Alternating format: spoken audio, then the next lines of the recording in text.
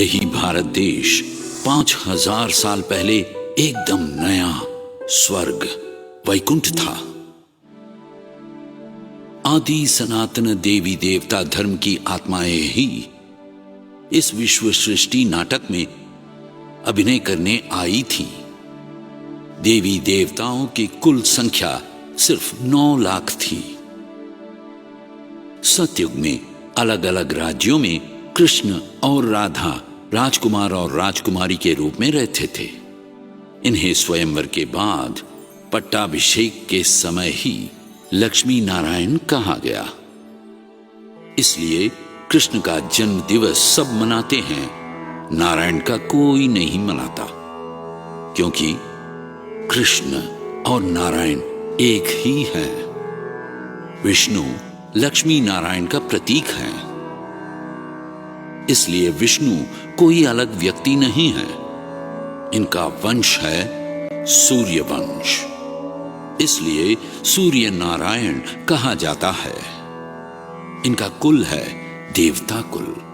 सतयुग में सभी देवता एकता से एक ही परिवार में शांति से खुशी से जीते थे।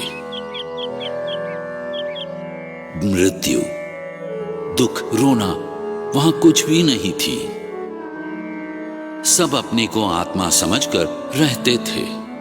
बूढ़े हो जाने पर ये सोचकर खुश होते हैं कि फिर से बच्चे के शरीर में जाएंगे, इसलिए इसे अमर लोक कहा जाता था। सत्यलोक में जन्म लेके उस जीवन का वरदान मिले, जहाँ प्रेम से आशीर्वाद से भरा हो जीवन, कोई न दुख मिले, विकार कोई ना हो, जहाँ वो पावन सुख संसार मिले। काम, क्रोध, लोभ, मोह और अहंकार नामक 5 विष वहां नहीं है। वहां बच्चा भी संकल्प शक्ति से ही पैदा होता है। जैसे महाभारत में सूर्य द्वारा कुंती के पुत्र कर्ण ने जन्म लिया, वैसे ही सतयुग में 1250 वर्षों में देवी देवता 8 जन्म लेते हैं। इसके बाद त्रेता युग शुरू होता है। त्रेता युग में सीता और राम का राज्य है। सतयुग में पहले जन्म ले चुके कृष्ण भी अलग नाम से अलग रूप में जन्म लेते हैं।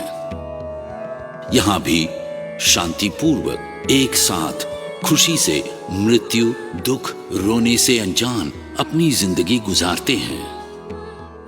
ये चंद्रवंश है, इसलिए उन्हें श्री रामचंद्र मूर्ति कहते हैं। इनका कुल क्षत्रिय कहा जाता है।